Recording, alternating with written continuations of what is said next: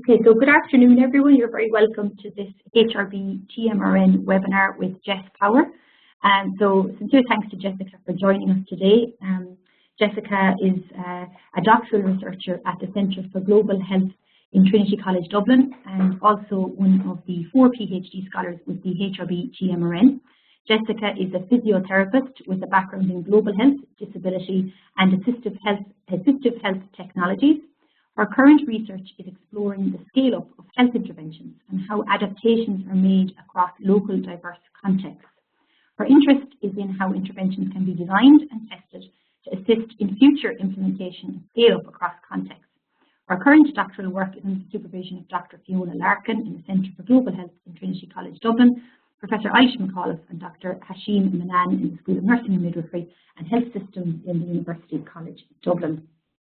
So thanks again, Jessica, for agreeing to deliver today's webinar. So I'm going to pass the controls over to you now, and you can maximize your screen and then work between the slides. And we usually have an hour for this, so take your time, but obviously if you finish ahead of time, we can have some discussion. So to everyone that has joined us, you're very welcome and thanks for joining us. There is both a chat and a Q&A facility on the right-hand side of your screen. And if you have any questions, you can pitch those to me here and I will direct them to Jessica at the very end and hopefully engage in some nice discussion with Jess when she finishes. So with that, I'll pass the controls over to you, Jessica. Great, thanks, Sandra. So as Sandra was saying, my current work at the moment is really looking at more the implementation and scale up of health interventions. So really looking at the results of trials and how they're implemented and scaled and adapted to fit local settings. But what I've been finding throughout my work is really that it just keeps coming back to how the intervention was designed and tested that will really affect whether it's implemented and when it's implemented, how it's adapted for kind of local flexibility and fit. So for today's talk, I really wanted to kind of bring it back to intervention development and trial design and just how can we make the implementation and scale up process a bit easier, a bit smoother and a bit more likely to happen. Sorry, just get the... Yeah, here we go. Okay, so the overview of what I'm going to talk about today. So I'm just going to give a quick overview of the knowledge to practice gap and why this is important, and then just talk about the need to adapt for local settings and what's happening in practice. Then just going to give an overview of fidelity and adaptation and the issues surrounding that, and move then into intervention design and testing, and then importantly how we're reporting and giving guidance on this for future implementers. So thinking about the knowledge to practice gaps and kind of facts and figures is that 14% of healthcare researchers thought to make it to real world settings. So a lot isn't actually making it outside of the trial setting. And the research is thinking there's an average of 17 years from initial development into implementation. So that's an average, but again, it's a very, very long time period. Some might be a bit less, some might be even more than that. And really, health interventions are much less likely to reach implementation in low resource settings. And then how we're funding it as well is only 5% of the National Institute for Health budget in the US was actually going into dissemination and implementation research. So the rest of the budget was much more going on intervention development and testing, but a much less emphasis on learning on how we actually get these interventions out there. So really the discussion is growing a lot on the need to close this research practice gap and how we can achieve that. So just to put it in context for those of you that went to school here in Ireland, if we think that it takes 17 years for an intervention from development to scale up, that's really the day you were born to the day you're preparing for your Leaving Cert exams. And if we're thinking that only 14% of interventions make it outside of the trial design and into implementation, that's a really, really high failure rate. So 86% of interventions aren't making it to scale. So really, we wouldn't allow that to happen if it was the Leaving Cert. So we really need to start addressing why we're allowing it to happen for health interventions. So this is a very much a simplified diagram just to kind of talk through an interventions journey. So really we think about the intervention is designed and then we start to do kind of the smaller kind of efficacy studies on the trial, then moving into larger effectiveness studies. All going well, then we hope it'll move into kind of a pilot pilot implementation study where we're seeing does it work in a particular setting, and all going well, then we'll move it to a kind of larger provincial or national scale. So if we think about an intervention, so here it is at the efficacy stage and we're getting excited because it works. We move on to larger effectiveness study, we might do a few more and we're getting really, really excited. We're thinking, this works, let's roll this out. But then how come there's this block happening? So this really, really long time for it to reach full scale of 17 years and only 14% making it through. So we really, really need to think about what is it about what we're doing that is blocking this at this level. Research specifically looking at kind of that pilot stage to national scale was suggesting it can take up to 15 years to reach that. So it's just taking far too long, and we need to be thinking about how we can streamline this process. So the reason for the research to practice gap is multifaceted. So I'll just touch on a few things today within my own work. So for scale up, excuse me, is really expensive and time consuming. Often guidelines are developed but not implemented. So there was a review by Gagliardi, I think it was in 2011, that looked at multiple guidelines and said very few actually had any guidance on how you might implement that in your setting. So guidelines are kind of sitting on the shelf, not being used. We're also not really learning from the past. So we all know that people like to publish what went well, but don't really like to publish what didn't go well. So we're only learning off successes, but not learning off failures. And we're kind of missing, it's a big missed opportunity. And then often implementation can be rushed. So we're not allowing for that complexity of local settings and for achieving the right fit. So really we need to take our time with it to really get the right flexibility and fit for each setting. But for today, I really want to talk about the issues around intervention design and testing. So there's been a lot of talk around that scale up is often an afterthought. So interventions are designed without thinking about how they would be scaled. So that could be anything from really resource intensive interventions being developed that in practicality would be very difficult to roll out at scale. Or it could be that you're not thinking about what's the population group or what are the needs of the users. In the article by Chalmers in 2009, I just have a reference on that slide, they talk about for people experiencing knee osteoarthritis, and they found that only 8% of patients wanted more research into drugs. They were looking for more exercise-based self-management strategies, so they wanted research in this. But 80% of trials are being done in drug development. So really we're not mixing or we're not matching what the needs of the service users, what the needs of local resources are when we're designing interventions. So we need to be thinking about that. Then there's a growing body of work about how often the theory of the intervention isn't articulated or isn't known. So really there's a push towards moving towards more theory-driven interventions. So thinking about what is the underlying theory of this intervention, why should it be working, and making sure that we know what are the essential mechanisms that need to be in place to achieve this. And I'll talk about that more as we go on. So it's always talking about the negative, but let's talk about some successes. So there was a nice study done of 10 kind of community-based health promotion programs in the US by Norton and Mittman, and they found that programs which were flexible and easily adapted were much more likely to be widely implemented. So one of the examples they put forward was that it was an empowerment program for HIV prevention, and in this program they put forward very clearly what the theory behind the program was and what were the mechanisms that were central to achieving this. So this allowed for multiple adaptations in different community settings of this intervention, and the frontline professionals really liked it as well because it meant they could be responsive to service user needs. So as the service users pointed out what was working, what wasn't working, once they maintained that the underlying theory was present and those central mechanisms, they could be flexible and adapt outside this. And that really led to a lot of community and frontline professional ownership of the program as well. So just talking about adaptations for local context, I know this image has a lot going on, but it resonates a lot with the work I'm doing, and I think it makes a nice point. So this is from the Dynamic Sustainability Framework by Chambers. So this is from 2013, and for anyone interested in scale up or sustainability, it's a really, really nice paper to read. And basically what this does is it puts forward that the intervention itself needs to be considered within the local practice setting, but also the wider ecological system, so the wider context as well. And you'll see there it has T0, T1, Tn, so different time points. So really thinking about that contexts aren't just static at one point in time, they're constantly changing. So you need to be finding that intervention fit in both the local setting and the wider political setting at different points in time. So how can we design an intervention that needs to be consistently fluid and flexible over time? In my own work in Scale Up, some of the case studies I'm examining are around sexual and reproductive health. And I'm really finding that the political environment is really influential on that intervention. So when you're thinking about that wider ecological system piece, that if the national scale-up is taking 15 years, you might have a lot of government change within that time with different priorities. So it's really having an intervention that's quite flexible and fluid to that fit. So really we need to move away from the idea of a one-size-fits-all and be building interventions and testing interventions that are flexible and adaptable to local fit, while keeping the underlying theory and mechanisms as to why that intervention works in place. So when I talk about adaptation, what do I mean? So there is lots of definitions out there, and they basically, a lot of them say very similar things. But when I say adaptation, what I mean is modifying an intervention, but without changing the underlying theory or the internal logic. So they talk about adaptation and reinvention.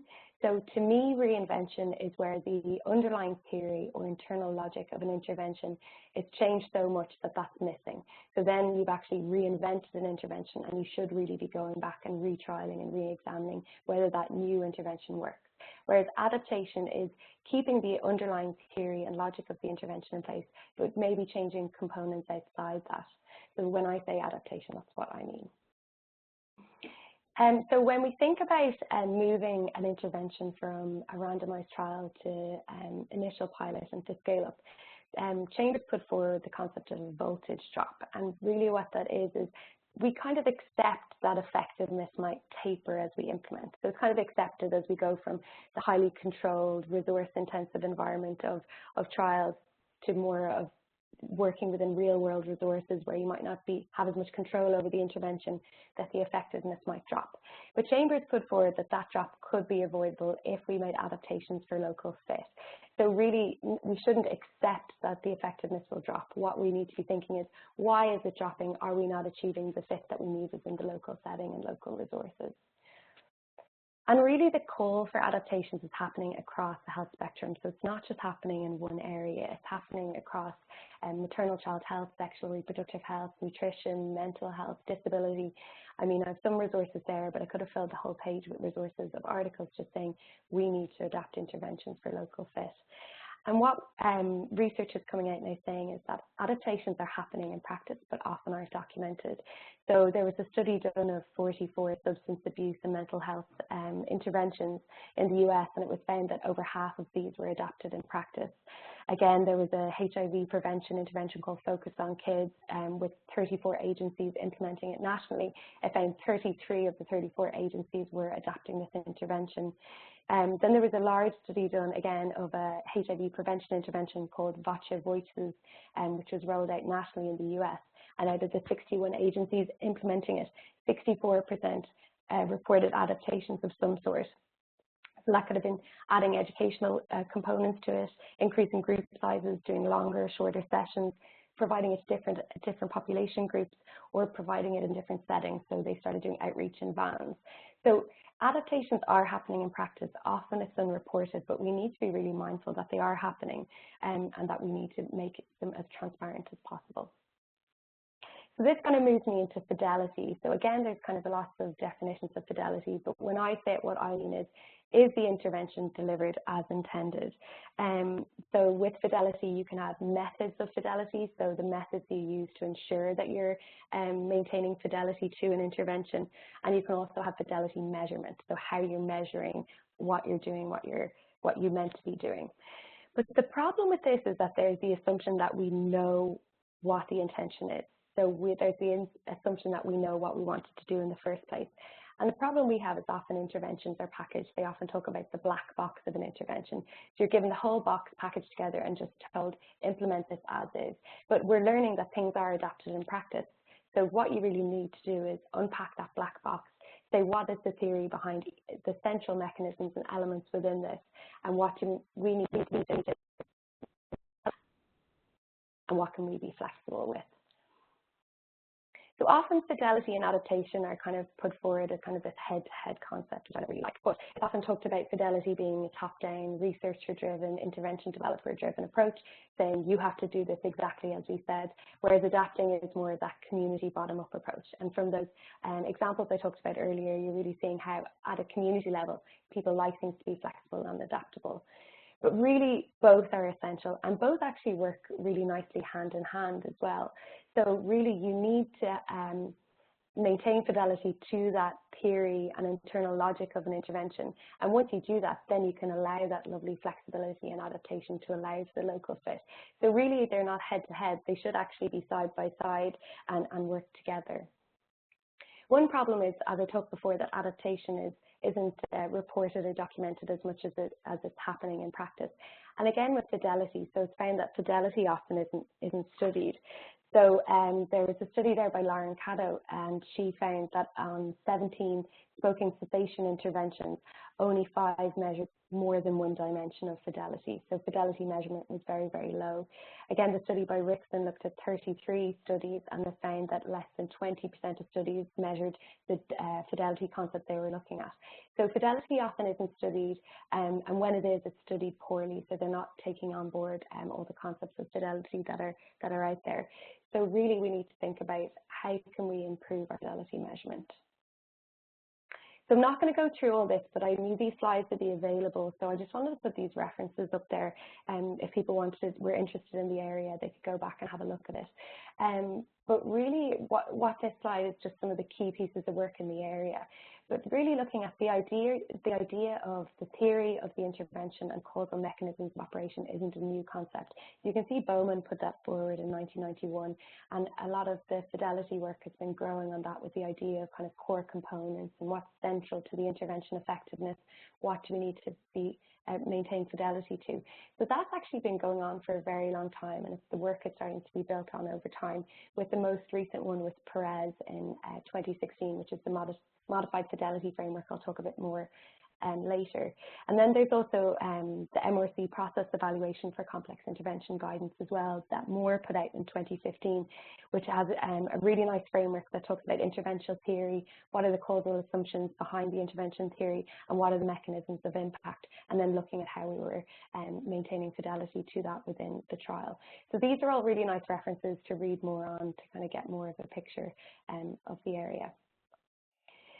The problem I was finding when I was reading all these things is there's a lot of language out there, and a lot of them are saying essentially the same thing. So you'll often hear the words of core components, core elements, intervention theory, core activities, active ingredients, essential activities. And it can get a bit much, and you're trying to think, are they saying the same thing?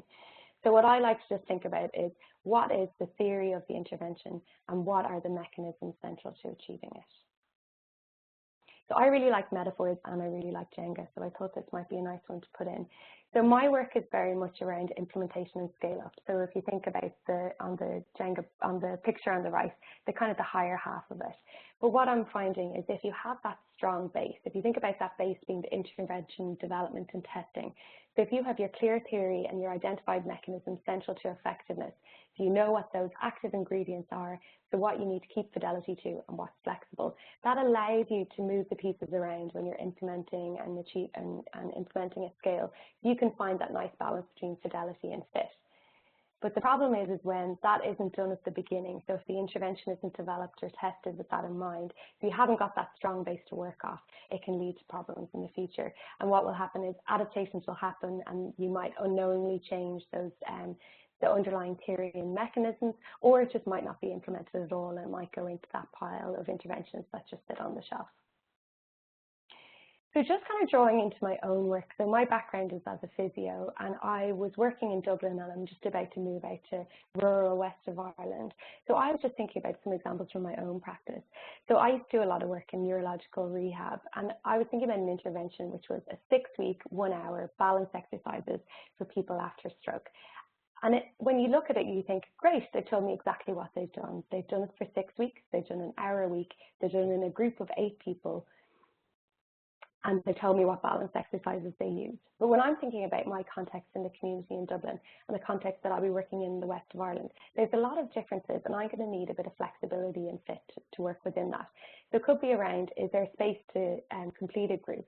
Is there public transport for people to get to a group? Is there enough of a population there? Do I have enough numbers for a group? Or could I be thinking of expanding my group out to people that might not have had a stroke but might have balance issues? And then I start to think about, well, why did it need to be in a group? Why did it have to be 6 weeks, and why was it an hour? So was the theory behind it being 6 weeks is it takes that long to get physiological change in the muscle fibers and nerve pathways? Why 1 hour? Was it because this particular service user group gets fatigued very quickly? Was it that there needed to be sufficient rest period times and they thought an hour allowed for this? And why a group? Was there an outcome related to it being a group? So was the social support, was that something that was leading into this? Did that help build confidence and balance? But again, if this wasn't measured or this wasn't alluded to, I'm left with that black box of thinking, I just have to roll out a 6-week group for 1 hour with 8 people in it that have a stroke. And again, when I'm thinking about my practice, potentially that's not going to be the right fit. So potentially I just won't use that intervention and it'll sit on the shelf. Or if they had really teased out that underlying theory and mechanisms of action, I could really understand why I need to keep certain elements of it or why I could be able to be flexible and adaptable to different parts. So this is, so we know what we want to achieve, but I know it is very difficult to figure out what are the central mechanisms and what is the underlying theory for each of this. So I know it's not easy, but there are different frameworks out there to help. So one that I quite like and resonates a lot with me is the modified Carroll's Fidelity framework that came out last year. So this talks about doing a component analysis to identify what's essential. And then you're building in your evaluation to make sure you're evaluating those components you feel that are essential to make sure they are actually helping to achieve your outcomes. But then it also builds in that you will have adaptations and builds in an evaluation for those different adaptations as well. So I definitely recommend anyone who's designing an intervention or testing an intervention that this can be a really nice framework to use.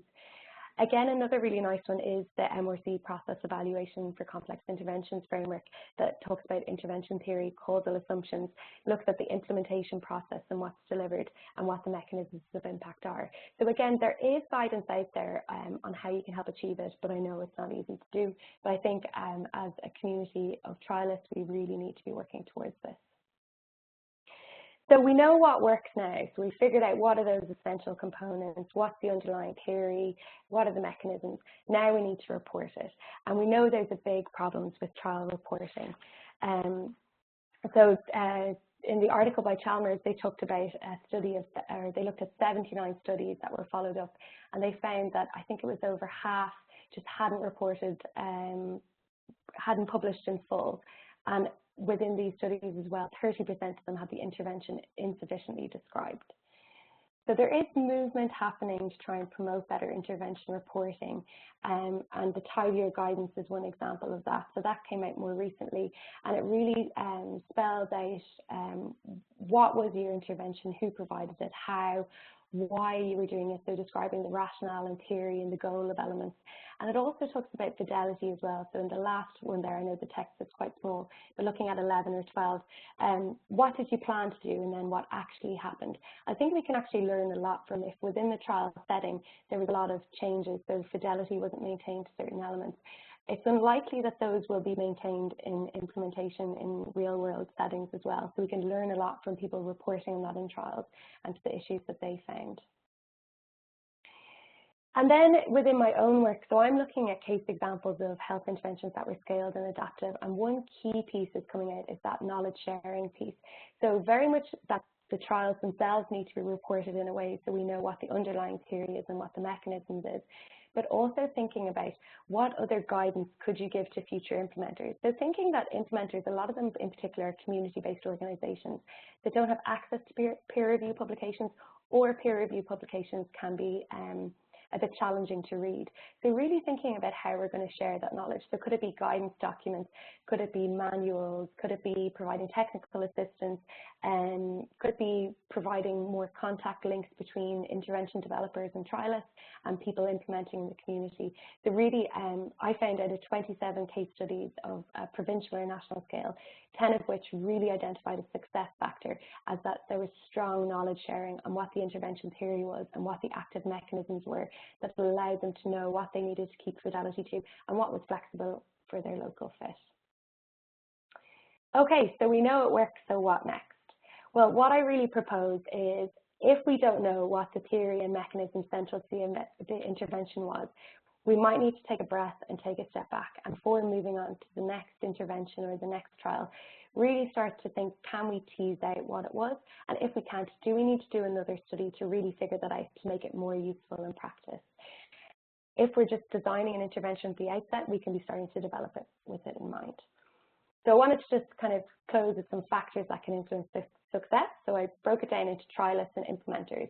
So for trialists, if you're developing an intervention, really think about beginning with the end in mind. How will this intervention be implemented and scaled in future? Being really clear from the outset on what is the theory behind your intervention and what are the central mechanisms you need to achieve it. And be thinking about how you're going to report on that. Is that purely going to be in the peer review? Are you going to be using, say, for example, the tidier checklist? But also, how will you share that knowledge with future sites? But you need to also be developing guidance documents on how people can implement that intervention. For implementers, being really clear on what the intervention theory is and the central mechanisms. If you don't know, try and seek that information out. So contact the people that developed or tested the intervention. If they can't tell you what it is, really be thinking about, is that an intervention that you want to be implementing in your setting? Because you're going to have to use that black box approach, and I don't know if you're going to be able to get that fidelity and fit that you need for your local settings. Once you know that theory, apply it to your local setting. Do you think it will work in your context? And then be thinking about what guidance can you give to local sites as well. So potentially you might get guidance from the intervention developers or trialists. How do you spread that to local sites to really give them the flexibility locally that they can adapt what they need to do? So to conclude, adaptations are happening in practice, so we can't avoid them, and I think what we need to do is just be a lot more transparent about what's happening and help provide guidance on how best to do it. Intervention and trials which are designed with a theory in mind and with identification of central mechanisms allow for flexibility and fit. And what we really need to do is articulate this clearly and give guidance on what is essential and what is modifiable, and always be thinking about fidelity and fit. And then I just wanted to acknowledge the HRB TMRN, so thank you for inviting me to do this, and thank you for your support throughout this PhD. It's really interesting work, and I can't wait to explore it further over the next year and a half. And that's my contact details if anybody needs it. Great.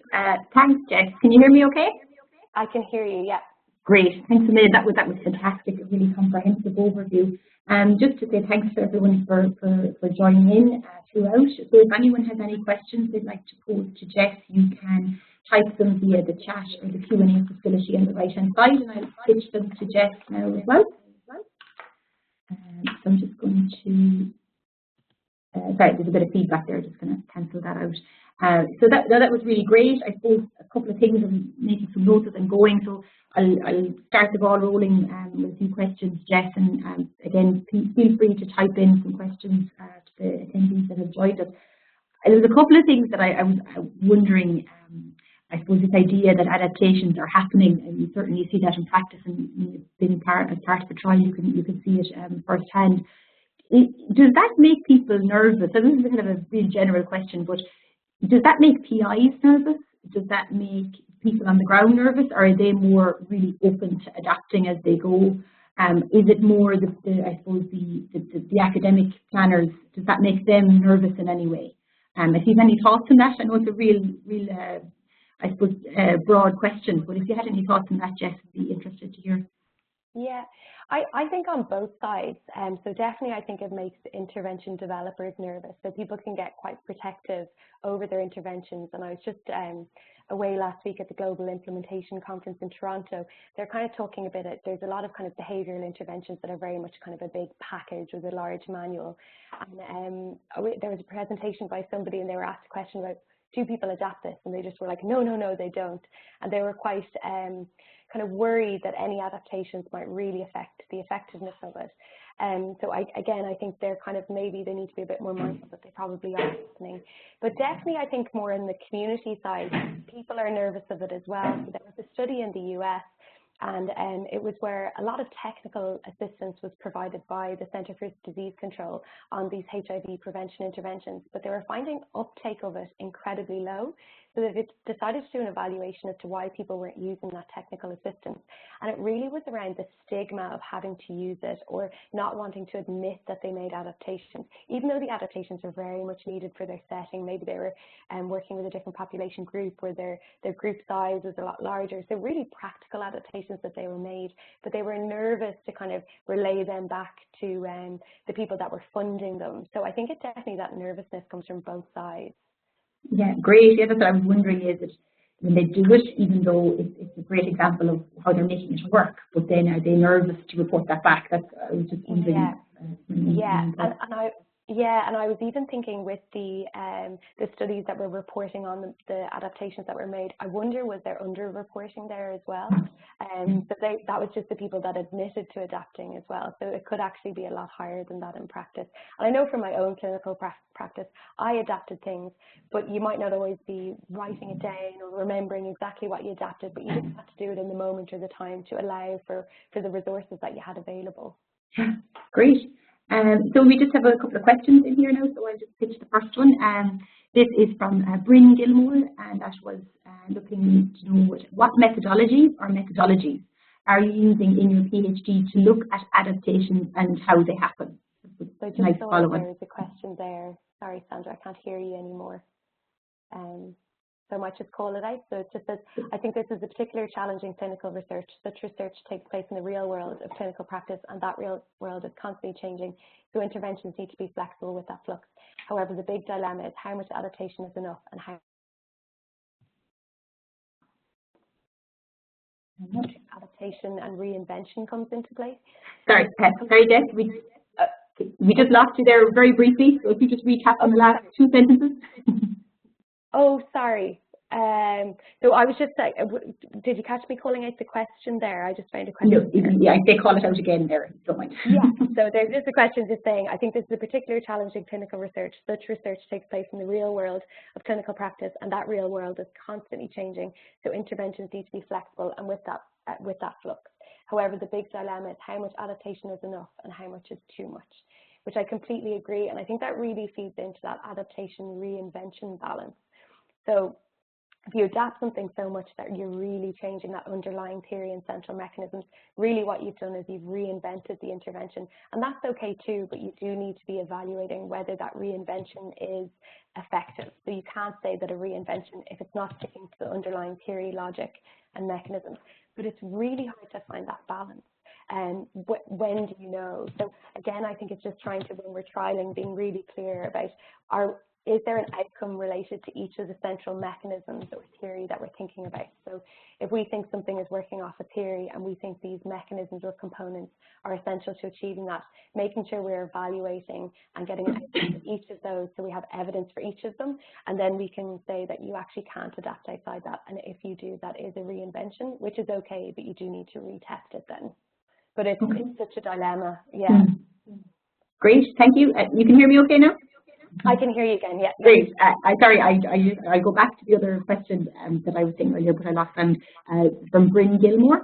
So just wanted to know what methodology or methodologies are you using in your PhD to look at the adaptations and how they happen? Okay, great. Yeah, so for my PhD, I'm using Realist methodologies. So what Realist methodologies does is it looks at how the context influences how something works. So I'm looking at the process of scale up, so how people are scaling up, and really looking at how the context might influence how people are going about modifying interventions. And really what I'm finding, so I'm looking at global examples in high and low income country settings, and really that similar processes are used throughout to make modifications, but the contexts are very different. So in terms of the reason you might be making the modification. So often in more lower middle income country settings, it's very much around human resource shortage and resource shortages. So really these adaptations are essential, otherwise these interventions just won't be rolled out at all. Whereas in higher income settings, the adaptations might be for slightly different reasons. It might be just for a different population group. So I've been finding the Realist methods really useful for starting to kind of think about how the context might affect why you're adapting and how they'll affect why you're doing it. Great, thanks. So I would say I'm going through the comments here, and there's a lot of really positive feedback as well, Jess, of people just saying it was a really interesting presentation. And just again to reiterate, it has been recorded and this will be available this afternoon on the website, and I will send the link out to everyone that has registered as well, just so they can follow up with it. Just one more question, or another couple of questions I think. This is from Lydia Emerson. She just wants to know, how do we actually decide what components can be adapted or not, and to what degree is it okay to do so? And I think now I'm thinking of that lovely Jenga that you put up about the core, the bottom of it being, you know, so that's what I'll always think of now for that question. But if you could comment on that, that would be great. Yeah, and I think that's a tough one because in some of the research I was reading, there's a lot of work in this on HIV prevention interventions, but they might talk about, say, their theory. So one was around a female group-led intervention around sexual risk behavior. So their theory was kind of the higher ground theory was around gender, so and female empowerment. And so that was kind of the underlying theory. So by empowering women, they would hopefully make better decisions around sexual risk behavior or feel empowered to negotiate, say, condom use. And then within that, they had the components that you needed. So they wanted the components underneath, so there's the mechanisms around a group dynamic where people had the space to discuss this and talk about different issues. And then they had, say, suggested activities. So the activities were what they called adaptable. So you didn't have to do the set activities that they suggested once you kind of kept the theory of kind of gender empowerment and creating a safe space for women to discuss issues with each other around sexual risk behavior. The suggested activities are modifiable. So that's how they went about it in their particular, and then they trialed that and looked at, and they kind of evaluated each of those different components. But it's a really, really challenging thing to do, and I definitely empathize, because I think it's so easy to say what we need is this, and it's very, very difficult to go in and actually do it. But I do think there is kind of frameworks out there that we can start to draw on and really just be really, really thoughtful in our intervention development and design as we go about it. Great, thanks. And I know you mentioned the framework, the tighter guidelines, and I'm just wondering, are there any? Would that be the best toolkit that you'd recommend, or is there any other website or kind of things that people should look at from a kind of how do I go about this?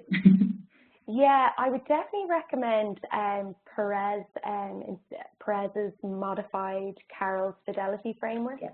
I think that can be a really useful resource for just even getting to think about it. And that's from 2016. It should be freely available.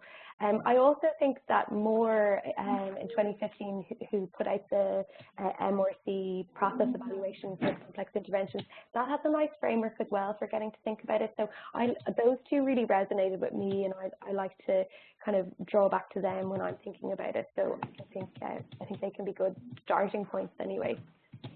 Great. That's great. I'm just looking through the questions here. So we have another comment in here from Rachel. You mentioned a voltage drop when the interventions are adapted from primary research. Has it been suggested to use the confidence intervals provided in the primary research to monitor the adaptation, as confidence intervals would indicate the variance that would occur in a wider population rather than the specific trial population? I suppose it's trying to, understand that what's happening when the intervention is kind of put out there. Yeah, and that's a really interesting point. And I haven't actually seen the suggestion of using the confidence intervals put out. So that's actually a really interesting point I might draw into my own work. But no, that hasn't been something that's been discussed in the literature that I've found. Yeah. Great. Just another point. If anyone else wants to jump in there on the Q&A, let me know. So just another question, just from myself. I love the idea at the end about the importance of knowledge sharing. Because I do think communication is very important, particularly not just when the trial finishes, but continued communication with those that were involved, with the people that will be involved. And you had some great suggestions as well for how people can do this and what maybe they should be looking at, for example, like guidelines. I suppose it'd be good, really, wouldn't it, if there was even more of a responsibility put on the trial teams at the very start to really hit all of those knowledge sharing items at the end, that it's a bit more awareness about communicating back to the participants, the team, and then other areas where the trial could be, like the whole setting. And I think some teams are better at that than others, but I don't know if there's any thoughts around how that responsibility could be kind of increased or kind of put more of an onus on the teams to deliver on that. Yeah, it's a really interesting one, because you think as trialists you'd really want to be pushing that your intervention gets used, but definitely there's that tapering point where either funding ends or enthusiasm kind of tapers off. And I mean, like with the lack of reporting. I mean, even getting people just to publish in peer review journals, like a lot of studies aren't even being reported on. So then we're asking people to go a step further and really put out, you know, strong guidance. But I think we really need to be thinking about ethically, can we be using all this funding and using the time of service users to be part of our trial, and then not really taking it to the next level and really sharing that information. And really, like, it so strongly came through in my research of these kind of national scale up, when there was that knowledge shared, it was much more likely to be successful, and local sites were given a lot more ownership over the intervention, and were much more likely to get buy-in for the intervention as well, which leads to more success. So it's really just kicking off a really positive success cycle by doing that. Mm-hmm. Again, I think potentially it could be funders putting pressure on researchers to have that as an output of their research. I also think we're in a web-based world. I mean, you could be putting up on a blog, a website, you know, this guidance. It doesn't have to be in, you know, you can have your peer review publication. But when I'm thinking about local community-based organizations implementing, if they were to do a Google search and find guidance on it, that would have a link to the peer review as well if they wanted more details. But I mean, there's no excuses not to be putting information out there in this day and age. So I think definitely there needs to be something done. I don't know what the answer is, though. Yeah, no, I completely agree with you. I think it's a great point. You know, there isn't really any excuse when we have all of this technology, and you know, and I suppose as well awareness about how effective this can be. That we should be really pushing it out there and trying to step outside our comfort zone in the area of trials. Just another. Oh, sorry, I was just going to say one thing that came up as well is that often the sites actually had to go seeking out that information as well. So that's just really time consuming, because scaling up something is really expensive and time consuming anyway. And if you're having to actually spend the time to be reaching out to these intervention developers and trialists and waiting for them to get back to you, I mean, that's just adding so much more time on. And it also kind of can start on a kind of negative footing as well. So really, from the get-go, that information is out there. It just streamlines the process so much easier. Yeah, great. And we have another comment here from, I think, Bryn Gilmore. You discussed having studies from various contexts. Is there much adaptation or scale-up between high-income country experience and low-income country, and vice versa? So is that, sorry, just to clarify the question, so I was finding that there was the same amount of adaptation happening in high income and low income. So it actually wasn't, the level of adaptation wasn't different between the two. It was just maybe the reasons they were adapting might have been slightly different. But again, even in high income countries, we do have a lot of issues around resource shortages and human resource shortages. So I think the learning we can take from the low middle income country context is really applicable. So a lot of the interventions that were based in lower middle income countries, they might have used community level providers to provide an intervention instead of, say, a nurse or a physio or an occupational therapist, and they were finding it as effective. So we can really be learning from those adaptations as well, and thinking about how we can be providing services in a more cost-effective way in high-income countries. But I didn't find it different, like the adaptation amount was the same between high-income and low-income countries. Great. Yeah, great. That would be my interpretation of the question as well. So, Bryn, let us know if you have something to add to that, or if that's the right take on it. That's really great. Just another point, again, my own notes here. I love that you started out and you mentioned that whole local setting with the political context and taking that into play. I think that was really great. And I think maybe from my own experience, if you were to say that to a trial team starting off in some areas, they would probably get frightened at the thought of, oh God, I need to consider so much and such a bigger scale. And I know it's easier for some groups to be more mindful of that. But I suppose, what would you think about a recommendation for that group that's really just, they're at the stage where they're grappling with the trial. They just know what they have to do for the trial. They're not, they're starting at the start. So is there any recommendations or suggestions? I know this is a tough one because this comes up at a lot of our events around the political context and how to deal with that. And as you said, like 10 years down the line, there'll be several changes that might have happened. Or is there any way that maybe trial teams can better understand the political context or engage with it and try and shape it a bit more? I don't know if you have any thoughts on that. And I appreciate that's a very broad question. Yeah, and it definitely depends on the area as well. I mean, some interventions, like you said, will lend themselves to being a bit more influenced by political context. So definitely it depends, but I think it's just being thoughtful of it from the get-go. I mean, I think while we can't allow for any eventuality, it's just thinking about what are the likely political changes that might happen, or potentially, you know, right now there's a lot of money going into breastfeeding and breastfeeding prevention and interventions. What if that changes in you know, 10 years' time? Can we develop an intervention that's cheap to run, so even if the political environment changes and it's not as much of a focus, we can still maintain that intervention over time? Mm-hmm.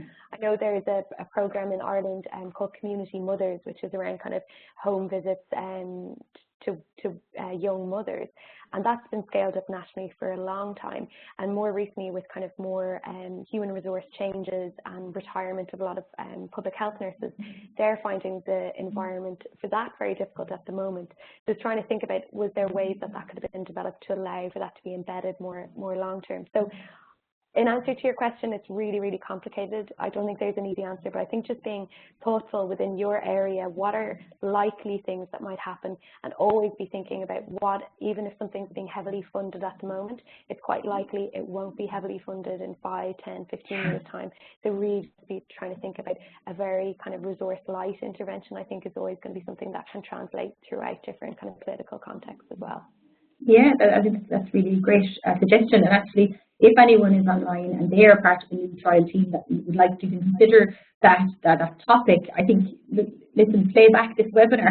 Play back to the webinar and show them, you know, the topics that have come up, because it's just around even having that level of thinking around that you need to consider that, and some practical advice around that. I think it's you know, the topics that you've covered have been very thought-provoking for anyone that is embarking on that journey.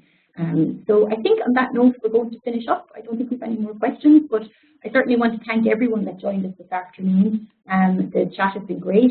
It's been some great comments, and certainly just Jess has been some fantastic comments coming in. Thanking you very much for your time and your effort, and this found it a very thought-provoking webinar. Sincere thanks to you from me and from the network. It's been really great being on the PhD journey with you. And just to thank Rachel here, who's helping me with the webinar here as well today. And just a quick note for those that have joined us, the recording will be available this afternoon. I'll get the email out to you with the link shortly. And just a couple of points on our next webinar. We're taking a little bit of a break, and we're coming back on Tuesday, the 5th of September, with the methodical study webinar. And this is on foot of a recent priority setting exercise, the methodical study, which has identified 16 critically important research topics to improve patient and public involvement within clinical trials. And that will be with Kerry Woolfall, who is from the University of Liverpool, and with the MRC Hub for Trials Methodology and Research. And just to have a save the date and to flag it with you all, that our third annual Trial Methodology Symposium takes place in UCD. For the first time, we're having the main symposium preceded by a 3-day event from the 17th to the 19th, which will be a workshop and I suppose intensive course focus with a small number of attendees, followed by our usual flagship symposium on the Friday, the 20th of October, where there will be much larger attendance and hopefully some big keynote speakers that I hope to announce very shortly. So on behalf of myself, Sandra Galvin, the coordinator of the HRB TMRN, I just want to thank everyone for their attendance. And again, thanks very much, Jess, and have a great day. Thanks, Sandra.